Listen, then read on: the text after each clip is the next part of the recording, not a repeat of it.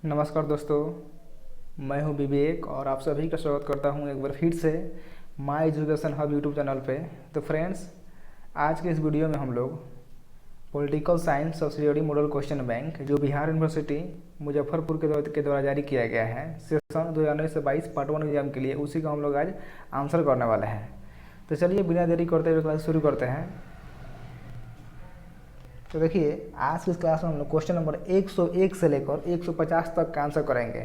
पिछली वीडियो में हम लोग क्वेश्चन नंबर 1 से लेकर यानी क्वेश्चन नंबर 51 से लेकर 100 तक किए थे, और उससे पहले हम क्वेश्चन नंबर 1 से लेकर 50 तक किए थे। यदि आप उन दोनों वीडियो को नहीं देखे होंगे तो जाइए हमारे यूट्यूब प्ले लिस्ट में, वहाँ पे पॉलिटिकल साइंस सब्सिडियरी के नाम से आपको प्ले लिस्ट मिल जाएगा, वहाँ से आप देख लीजिए। नहीं तो मैं उन दोनों वीडियो का लिंक अपने वीडियो के डिस्क्रिप्शन में दे रहा हूँ, यहाँ से आप देख लीजिएगा। तो चलिए शुरू करते हैं। तो देखिए फर्स्ट क्वेश्चन क्या बोल रहा है। क्वेश्चन नंबर 101 बोल रहा है कि अलगाव दर्शाता है। अलगाव दर्शाता है। ऑप्शन नंबर अ शक्तिशाली, ऑप्शन नंबर ब शक्तिहीन, ऑप्शन नंबर स घमंड, और द क्या है बहादुरी। तो क्या हो जाएगा, ऑप्शन नंबर ब हो जाएगा शक्तिहीन दर्शाता है, शक्तिहीनता दर्शाता है। यानी ऑप्शन नंबर ब क्या हो जाएगा, राइट हो जाएगा क्वेश्चन नंबर 101 का। देखिए फ्रेंड्स, जो क्वेश्चन दिया है वो हिंदी के में दिया है, तो हम सिर्फ हिंदी वाला को बता रहे हैं। यदि आप इंग्लिश मीडियम से हैं तो आप इसको हिंदी वाला आंसर देखकर आप इंग्लिश में आप टिक मार्क करके देख लीजिएगा। और तो चलिए आगे की ओर बढ़ते हैं। क्वेश्चन नंबर 102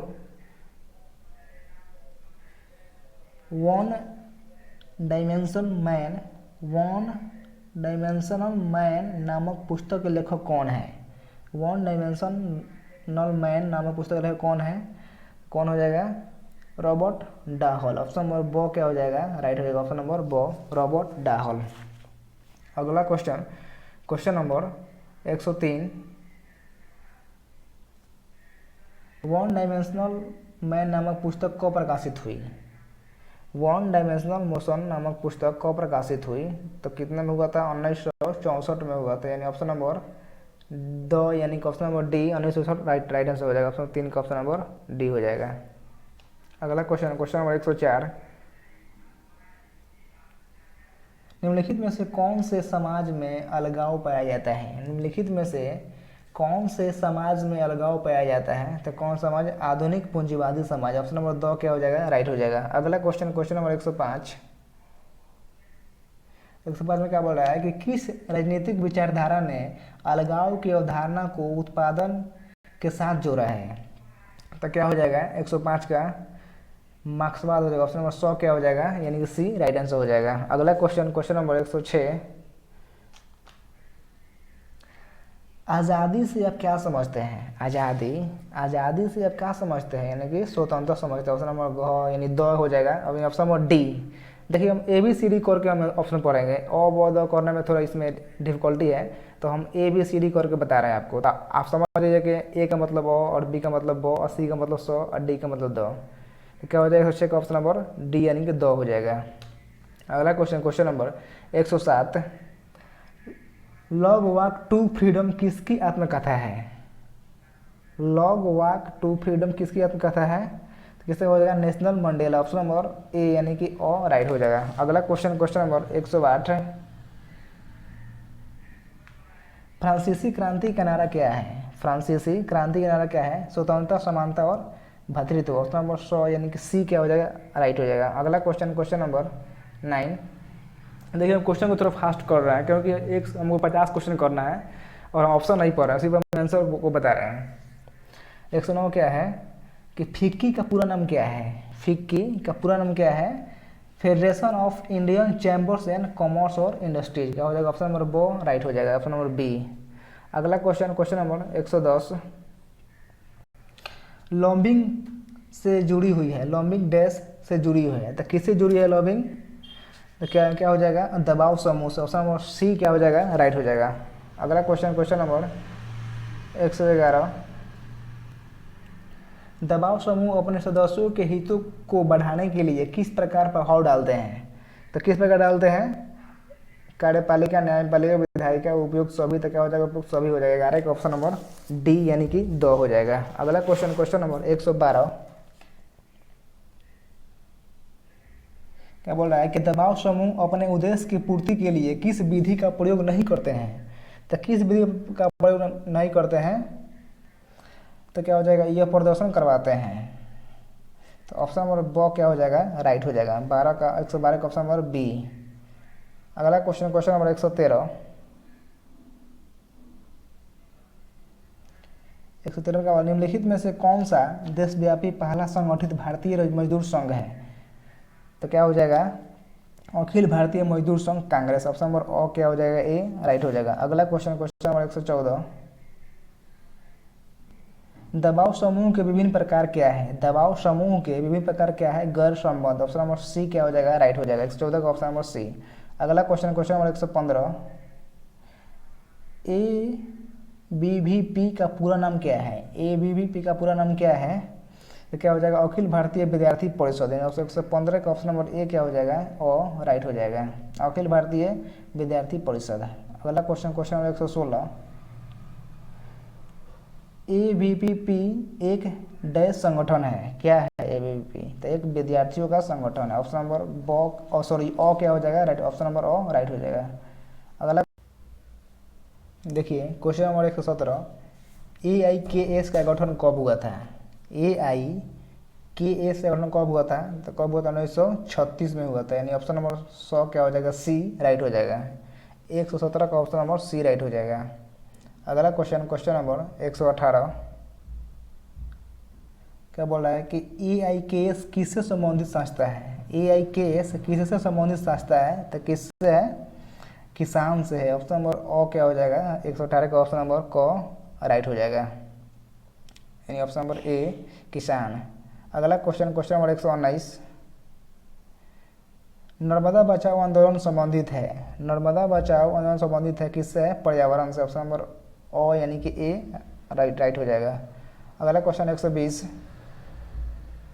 राजनीति विज्ञान में व्यवस्था उपागम की शुरुआत किसने की, राजनीति विज्ञान में व्यवस्था उपागम की शुरुआत किसने की, तो किसने किया था, डेविड स्टोन ने। ऑप्शन नंबर सी राइट हो जाएगा। अगला क्वेश्चन नंबर 121। 9 उदारवादी राज्य की क्या प्रमुखता विशेषता है, क्या प्रमुख विशेषता है, 9 उदारवादी राज्य की क्या प्रमुख विशेषता है, तो क्या है, व्यापकता, यानी ऑप्शन नंबर बी यानी कि ब राइट हो जाएगा। 122 की ओर चलते हैं। 122 में क्या बोल रहा है कि नकारात्मक उदारवाद के अग्रणी कौन है, नकारात्मक उदारवाद के अग्रणी कौन है, तो कौन सा है, एडम स्मिथ। ऑप्शन नंबर ब क्या हो जाएगा, राइट हो जाएगा। अगला क्वेश्चन नंबर 123। परंपरावादी उदारवादियों के अनुसार राज्य की प्रकृति कैसी है, परंपरावादी उदारवादियों के अनुसार राज्य की प्रकृति कैसी है, कैसी है, न्यूनतम राज्य, कल्याणकारी राज्य, विकासात्मक राज्य और डी उपयुक्त सभी। तो क्या हो जाएगा, ऑप्शन नंबर डी उपयुक्त सभी हो जाएगा। अगला क्वेश्चन नंबर 124। आदर्शवाद के पिता कौन है, आदर्शवाद के पिता कौन है, तो कौन है, प्लेटो है। ऑप्शन नंबर अ क्या हो जाएगा, राइट हो जाएगा। अगला क्वेश्चन नंबर 125। राज्य की प्रकृति आदर्शवादियों के अनुसार कैसी है, राज्य की प्रकृति आदर्शवादियों के अनुसार कैसी है, तो कैसी हो जाएगा, दैवीय। ऑप्शन नंबर डी राइट हो जाएगा, दैवीय। अगला क्वेश्चन 126। आदर्शवादियों के अनुसार वास्तविकता का सही चित्रण क्या है, सही चरित्र क्या है, आदर्शवादियों के अनुसार वास्तविकता का सही चरित्र क्या है, तो क्या हो जाएगा, ऑप्शन नंबर ए हो जाएगा, शारीरिक हो जाएगा, शारीरिक। अगला क्वेश्चन नंबर 127।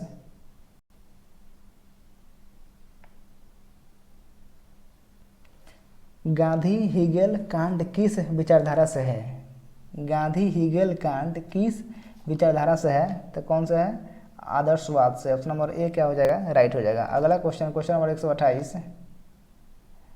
आदर्शवादियों को प्राथमिकता क्या है, आदर्शवादियों को प्राथमिकता क्या है, मस्तिष्क का। ऑप्शन नंबर अ क्या हो जाएगा, ए राइट हो जाएगा।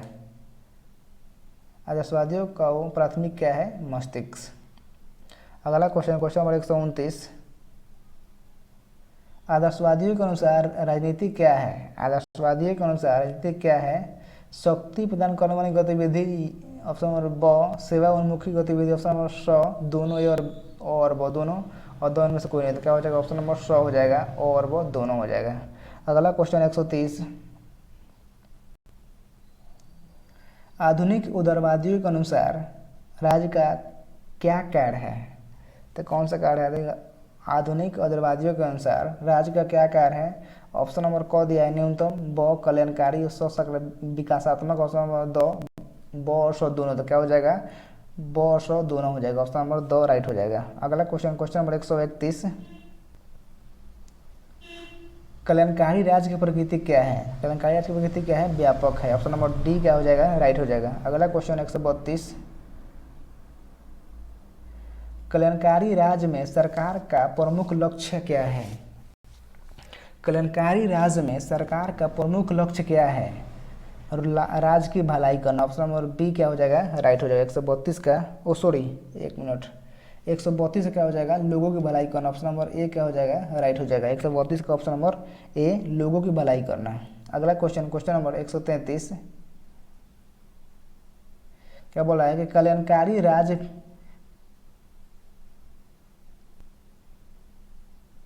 एक मिनट,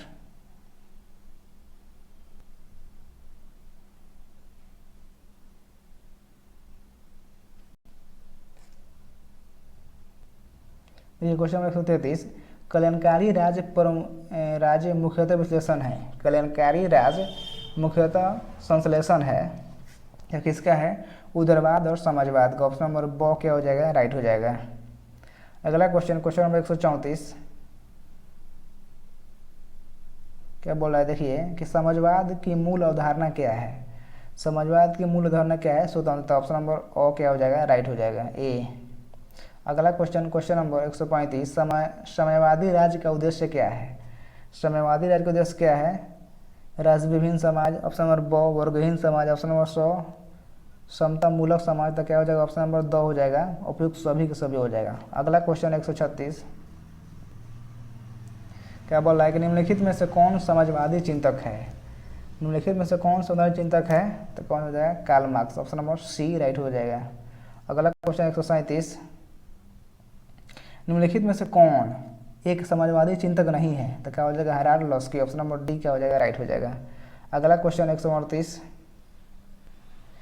138 में क्या बोला है? देखिए 138, भारतीय संविधान का कौन सा अनुच्छेद जीवन की सुरक्षा और व्यक्तिगत स्वतंत्रता को बतलाता है? तो कौन सा हो जाएगा अनुच्छेद? अनुच्छेद 21, ऑप्शन नंबर ए क्या हो जाएगा? राइट हो जाएगा, आर्टिकल 21। अगला क्वेश्चन, क्वेश्चन नंबर 139, संविधान के किस भाग में मूल अधिकारों को रखा गया है? संविधान के किस भाग में मूल अधिकारों को रखा गया है? तो भाग 3 में, और ये भाग तीसरा, ऑप्शन नंबर सी क्या हो जाएगा? राइट हो जाएगा। अगला question, question number 140, Herald Laski dash विचारक है? हेराल्ड लॉस्की डैश विचारक है, तो किसका विचारक है? सामाजिक, ऑप्शन नंबर ए क्या हो जाएगा? राइट हो जाएगा। अगला क्वेश्चन, क्वेश्चन नंबर 141, निम्नलिखित में से कौन सा अनुच्छेद मानवीय तस्करी के खिलाफ अधिकार भारतीय संविधान में अंकित करता है? तो क्या हो जाएगा? अनुच्छेद 23, ऑप्शन नंबर क क्या हो जाएगा? ए राइट हो जाएगा। 142,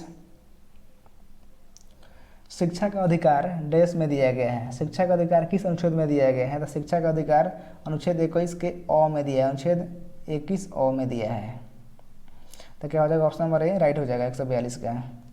क्वेश्चन नंबर 143, अनुच्छेद 19 में कितने प्रकार की स्वतंत्रता दी गई है? तो कितने प्रकार की दी गई है?